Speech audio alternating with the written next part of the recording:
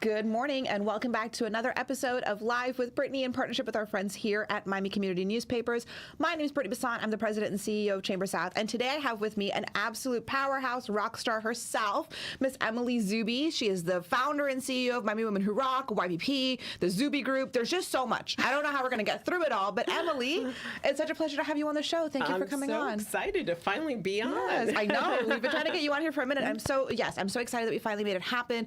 Emily's amazing, and everyone probably already knows her because she's just such a figure and an institution here in our community. But for those that may not know you, let's start by you just walking us through your personal professional journey, kind of like just give me the whole, like a 5-minute summation of your life story, if you could, and throw in a fun fact. It could be at the beginning or at the end or in the middle of the story, but that's just really kind of it. Walk us through your journey with a fun fact. Okay, so I was born in Jersey City, New Jersey, which a lot of people don't know, and I've always been, working class. My family, I was the eldest of 4, and probably learned how to be pretty bossy pretty early on because I'm the eldest of 4. Yeah. And we were a foster home also, an emergency foster home. So, that whole idea of sharing is caring, I grew up with it, and my parents worked, and my dad worked really hard. He worked 2 jobs, and so your parents were foster parents, like would take in foster kids? We would take in emergency kids. So at one point we had 21 kids. 21 kids in your home? Yeah, that's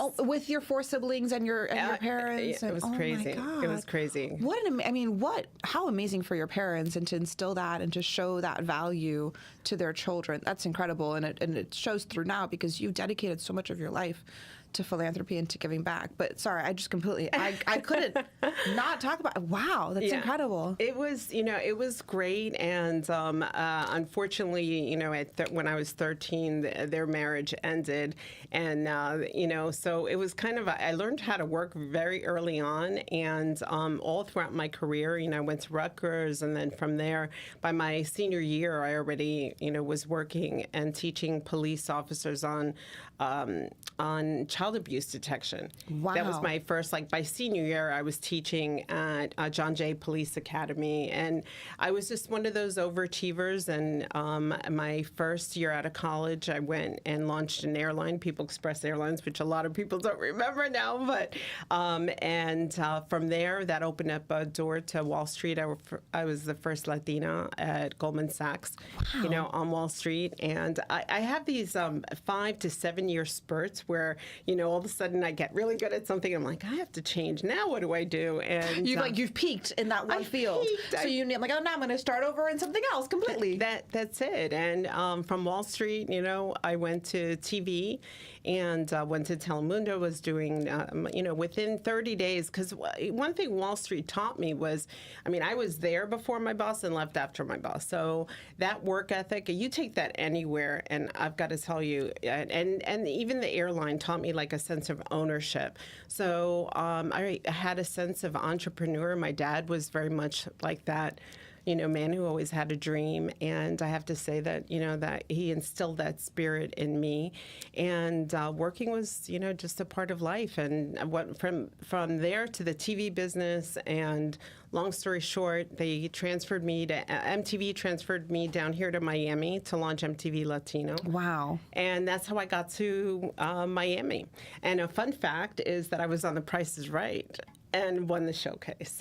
You won? Wait, what did you win? I won a car. Oh my God, you won a car on The Price is Right? Yeah. This will completely mess up my 2 truths and a lie game that we do for Get Acquainted because no one ever guesses that one. Oh my God, I would have never. That's and the $10,000 that was like the wheel. The first people that meet you after the show is the IRS. They're like, okay. I almost passed out on the show. He goes, are you going to pass out? I go, I think so. And he goes, well, that's great for ratings. Oh my God. Oh my God, that's crazy. You won The Price is Right. Yes. Wow, Emily, what a journey. Okay, so continue. Sorry. So you came down here with MTV to launch MTV Latino, and that's how you came to Miami. And how long ago was that? In 93. Okay. So I came right after Andrew. I remember driving down Bayshore, and when I saw a sailboat in the middle of the road, I thought to myself, what did you get yourself into? We're not in Kansas anymore. Yeah. It was pretty different. And I just came for 1 year, and fell in love. 1 got year married, turned had a into baby. over 30. Yeah. And then you know, I had my son, which is like the pride and joy of my life, and you know, just he's something else. You know, he teaches me all my social media skills and gives me my little tips and techniques. And then he graduated, you know, and I'm an empty nester. But I really have always, I've had everything from a rep business to a tech business to, you know, taking company. I was going to take a company public before the .com market crashed. And, you know, I was trying to do streaming back in 1999. You know, the things that we can only do now, you know, and I had a name for it. It was Inter-TV Zine, which was, you know, magazine means internet meets TV. Wow. And it was before its time. And a lot of my friends are like, you know, if you What a visionary. Yeah, I mean, before its time is sometimes hard to take when it doesn't work. Oh, you know? of course, yeah. But you know, hindsight, you can look back at it and be like, okay, yeah, so it did work out. Like we could have made that happen. Right. Yeah, that's incredible, and that's truly the mark of a visionary. So That, yes. I think always, you know, like MTV, every piece of my career taught me something different, and I'm really about soul lessons. And I mean, MTV had this phrase, you know, think global and act local. And you know, I think about Miami Women Rock and everything else, and it applies to everything that I think about. Is, you know, how does this appeal on a global level? And you know, but I am definitely a visionary, and I always need people around me that can take my vision and put them into action, because got all the great ideas, but you need someone to implement. well, you know, like the technology and the logistics of it might be a little. You know what? This is what I'm thinking. You know, which is why you know I've worked with Michelle Reese events. And she's incredible. She takes every vision of mine and puts it into action. And I don't have to even say that much to her. So yeah, huge shout out to Michelle Reese, because like wow, what she can do for an event and how she can transform your just like thoughts and ideas into something tangible. It's incredible. It's like mind speak. I'm like, I'm thinking, take me to Paris. And, you know, she's like, I got you. I got it. That's it. That's all you need to say. Like one sentence and she's done. That's amazing. Okay. So you've done just such a gamut of things and such a diverse subset. And when you look at it, you know, it's all so different from Wall Street to MTV to everything in between. But when you were like a little girl, like little baby Emily, if someone said, hey, what do you want to be when you grow up? What was your answer? An actress. An actress. I wanted to be on TV. Okay, well, that kind of, because my follow-up to that is like, how do you feel that shaped what you do today? I think I've gone through a lot in life, and there's a lot of ups and downs. I have a blog, Comeback Queen, because there are a lot of things that, you know, probably I always say that every setback is worthy of a comeback. And no matter what you go through in life, I mean, I try to keep an attitude of gratitude and do that. But there are a lot of lessons, you know.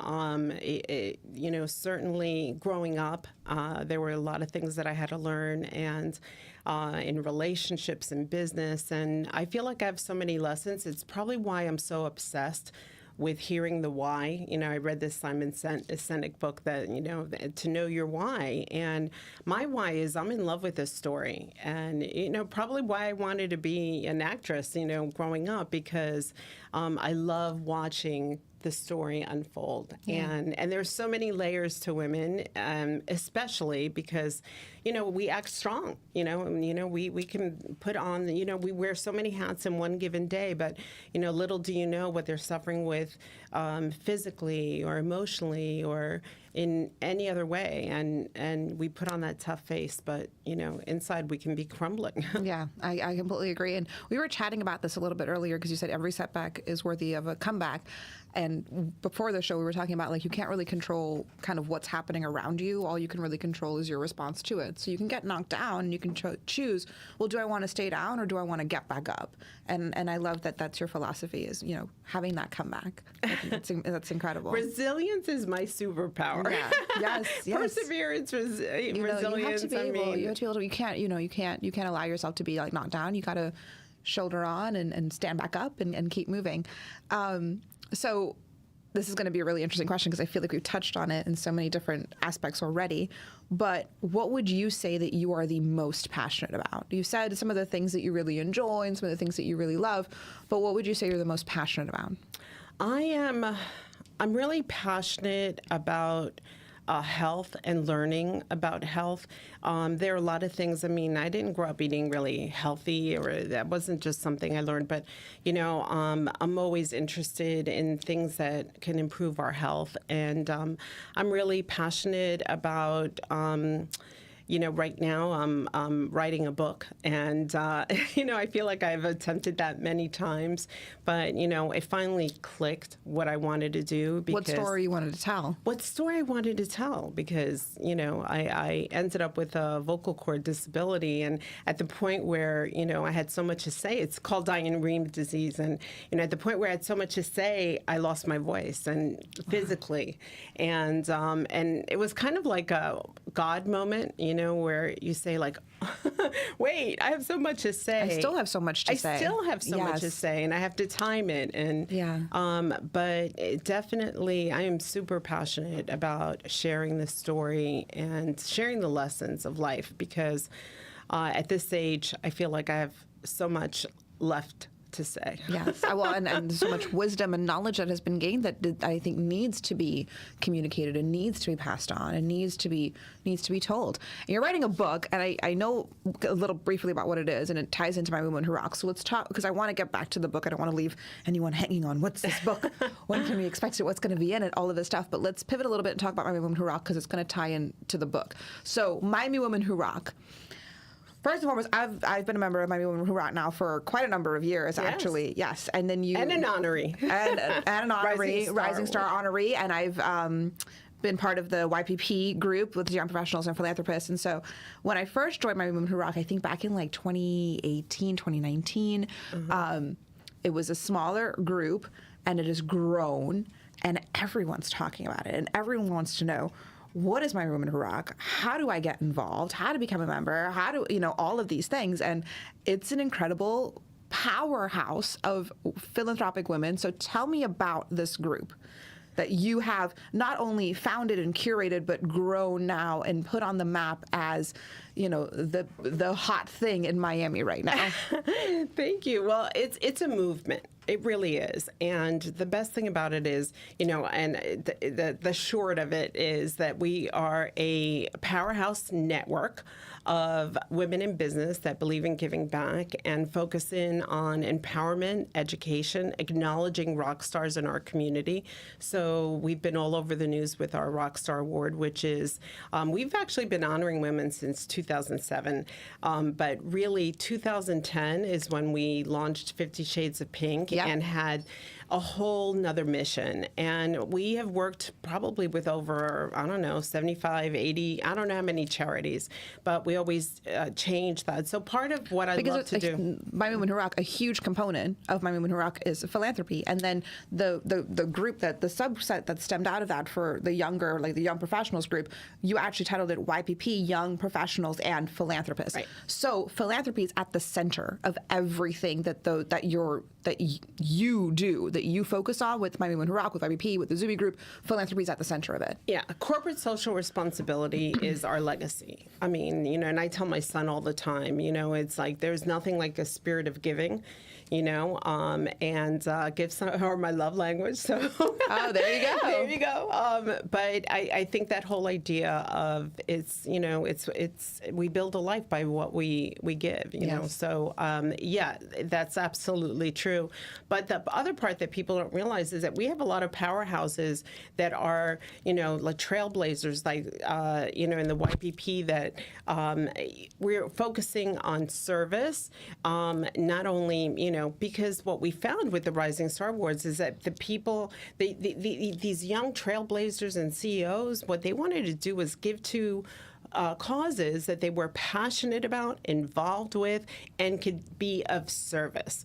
And that's the big distinction between the YPP and the Founder Circle. The Founder Circle we started in 2017, and that just really, what happens with our Founder Circle, it's by invitation only, but it's women who basically get to nominate and select our Rockstar Award honorees. And that's important because sometimes I don't even meet some of these Rockstar Award honorees till the day of the event. I try to host an event before that to get to know them, but it's not Emily's friends that get. No, of course not. No, and that's important because it's an important distinction to make. It's not just, you're not just handpicking people. No. You've got a powerhouse of women who are connected and deeply, you are as well too, but connected and deeply involved in the community that are saying these are the women that deserve to be honored.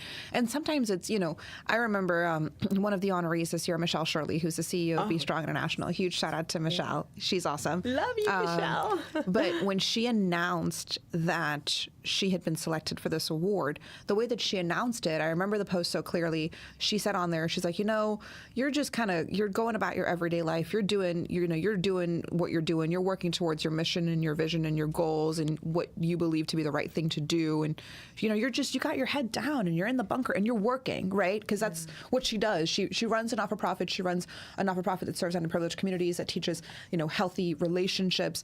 But she's working at it every single day. And then she says, and then someone says, I see you. And I see the work that you're doing. And she's like, and she felt very seen from that award. And it was so beautiful, like the way that because she just felt like I'm here every single day working. I'm not out there, trying to promote herself. She's doing what's best for the organization. But someone's like, I see you. Right. I see what you're doing. So I think it's really important that you. That's it's got me all choked up. I know. It's heartwarming. It is heartwarming. And, when you hear that, that's like, you hope to make a difference in someone's life at the right point. Yeah. Well, you've created that platform where women can be seen and heard and recognized and, celebrated for the amazing things that they're doing. Okay, so we've got My Women Who Rock. You've got 50 Shades of Pink. What else do you do? The YPP does their Rising Star. So because we talk a lot about My Women Who Rock. So again, Founder Circle, by invitation only, an incredible group of women. How many members do you have now? I think you're up to maybe mid-40s, almost 50 in that group. We have on the Founder Circle about 40, and on the YPP we're at 37. We try to keep both circles no more than 50. Yeah, because 50 is our number. Yeah. And that way we can serve them. And we're really figuring out how to serve the Founder Circle, I think, we know. Yeah. But the YPP Circle, it's different. And they want to be engaged. They're calling me. They're like, when's our next event? Let's do what are we stuff. doing? It's because it's, young professionals, especially now, I think, really hands-on. They want to do things. They want to just be hands-on and give back and be connected. And again, you've curated this beautiful platform for that. So let's talk about the YPP, because is that also by invitation only? Yes. Okay. So YPP is by invitation only. It's catered to a more young professionals group. And again, it's called Young Professionals and Philanthropists. And they also give back in a different way through direct contributions and through service. And then they host their Rising Star event, which you also honor. Amazing trailblazers. Which is going to be coming up. So that's going to be our next event. And we always do it outdoors under the stars, diamonds in the sky. We've had a couple themes that we've been, playing with. But the biggest thing for us is engagement. So, people always ask, and we're over 5,000 strong in terms of our database and our contacts and people that engage with us. Our events sell out literally in 5 weeks, and people tell me that there's no way. I go, we do. Well, okay. So have you been to Emily Zubi, My Women Who Rock event? And you'll see why. when you create fantasy worlds. The last one that you did at 50 Shades of Pink, it was Take Me to Paris, and you walked in and you were in Paris. There's a reason why. First and foremost, yes, they're amazing events and they're honoring incredible people, but the experience itself, that's why people want to be there. It's so elevated, so beautiful. You really do an incredible job at that. Yeah, and the 50 Shades of Pink, my mother, I lost her young, and she had breast cancer when I was 18, and she really battled. And so 50 Shades of Pink, this year we partnered with Pink Luminous Advocacy Project because they were launching an app and changing really, Marilyn's amazing cancer. what she's doing. Marilyn's amazing. So, but we typically change every year the partner, and 50 Shades of Pink, has been the breast initiative. Next year we're looking at getting involved with heart initiatives and with the American Heart Association. Yes, that would be incredible. Florida. Yes. So we're always trying to marry the best of philanthropy, business, support, and something that you women. did this year at 50 Shades of Pink, which was really beautiful, was that you asked all breast cancer survivors to come up to, and it was a surprise. No one knew that it was happening. It wasn't like predetermined, but you said, "Oh, are there any breast cancer survivors in the audience?" And they went up and they were able to walk the runway with a medallion identifying them as a survivor. And it was a really beautiful, powerful, touching, heartwarming, inspirational moment for the crowd. And I know some people who were breast cancer survivors and walked that runway and what it meant to them to have that support. It is the most touching moment. Our award, even that, was designed by an artist, a mosaic artist, and it's a woman bathed in healing light, and literally has all these beautiful shades. And the medallion is that. Every year, we had one moment where we had over 40 survivors at one event. And when they got the medallion, we were singing "I Will Survive," and it went viral. But it is a really touching point because they have gone through it, they've battled, and, they're there, and it's just, that moment is the one that brings tears to everyone's eyes. Yeah. Okay, so we've got Miami Women Who Rock, we've got YPP, and those are sort of like more of the philanthropy-based groups. Let's talk a little bit about the Zubi group, because I don't know how you do all of these things, Emily. You're like 3 different organizations running over here. But let's talk a little bit about the Zubi group, if you want to talk about that. I know that you're doing some really cool things there. Yeah, we're really excited. We have our legacy project. So that's the book. That's one of them. One is on me. Okay. And then the legacy book is really the who's who, 50 rock star leaders. And we have people being nominated and who are at the top of their field, different industries. So it's, philanthropy, business, CEOs, and different, everything from real estate to yacht to boating. We have a yacht sponsor. Wow. So I think the book launch is going to be on a yacht, right? It is going to be on a yacht. Oh my God, I love it. It is, and but the beautiful thing is, what I thought to myself is, when I lost my voice, what other skills can I use? And I had to really get creative, which is something I'm pretty good at, and I just really wanted to create a legacy piece. So this is going to be like a coffee book, and it's hardcover. We did an inaugural magazine. Yes. But this is going to be, I've met so many great leaders that are the crossover, because, Miami Women Rock has a platform. We call them platform partners. And some of them have become clients for me, and I do my boutique like marketing consulting for them. And they're all luxury brands that believe in giving back. And I always tie those things together. And it's been wonderful. So this legacy project is going to be like a coffee book. It's going to be a lot of photos and different photographers, celebrity photographers that, I've worked with in different magazines. Oh my gosh, how incredible. It's probably, What's the launch date for when do we anticipate this project being completed? The first 12 we're going to announce at the end of June. Okay. And then we will have the book ready in 2024. Okay. So, and it's, going to be a mosaic, and really it's going to be about every picture tells a story, because I do believe that, and I think you capture the essence. So, what we're going to touch on with all the leaders are their business, their philanthropy, their life, family, faith. Like, who are you in a nutshell? Like, when you ask me, like, your 5 minute your 5 story. minute, yeah, not a lot of text, but, a snapshot, a philosophy. I mean, your favorite, phrase. I believe God, I'm a very faith-based woman, and I believe, God moves mountains, but bring a shovel. Yes. That's what I think. Yes, you have to be able to do some of the work yourself too. Like, God will give you the opportunities and put things in your path, but you have to be able to accept those and do what's needed. Yes. So that's incredible. Wow. That's exciting. Okay, so what else are you doing with the Zubi group? Just right now I have the Sloth Republic. I've done some work with an airline that does charters.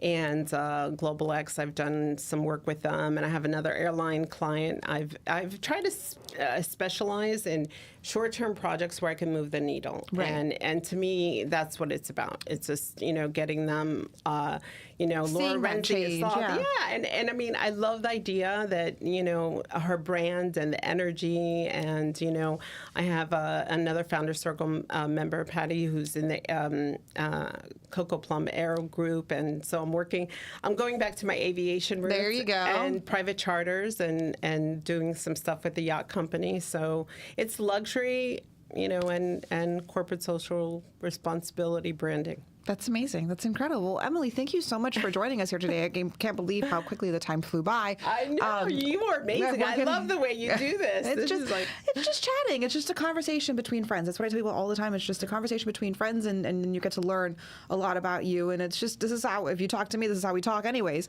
As we wrap up, I think we always close and we always talk about like advice. And I think I'm going to change it a little bit this time and say, what's your personal philosophy? And I think you mentioned a couple of things. You were talking about, God moves mountains, but bring a shovel. But what's your, how do you live your life? What's your personal philosophy? What do you believe in every single day? I believe that you have to hit the reset button every single day. And, and sometimes you have to hit it several times within the day.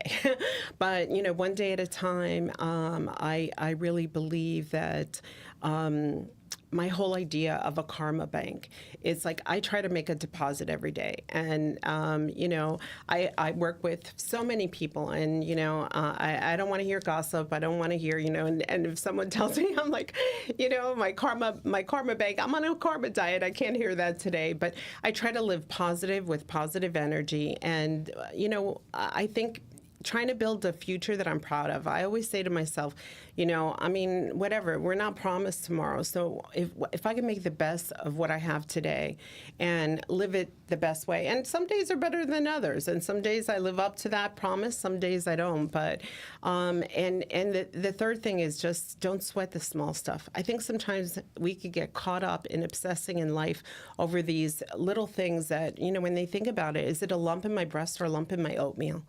Know what's important, know what matters.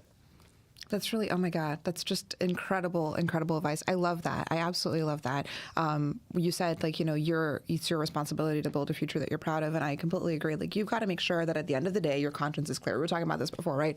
Can you go home, can you go to bed knowing that you have a clear conscience, that you, in every opportunity, in every situation that you were presented with, did what was the right thing to do, what was the best thing to do, what would make sure that you could have that future that you're proud of.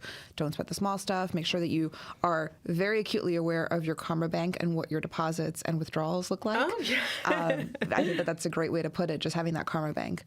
So thank you, Emily. Thank you for sharing a little bit of your life and your wisdom and your passion and your energy with us today. We've loved having you on the show. Again, guys, this has been Live with Brittnie in partnership with our friends here at Miami Community Newspapers. So if you want to be featured on Live with Brittnie, feel free to reach out to us at Chamber South. You can call us at the office, 305-661-1621, or you can email us at info@chambersouth.com. And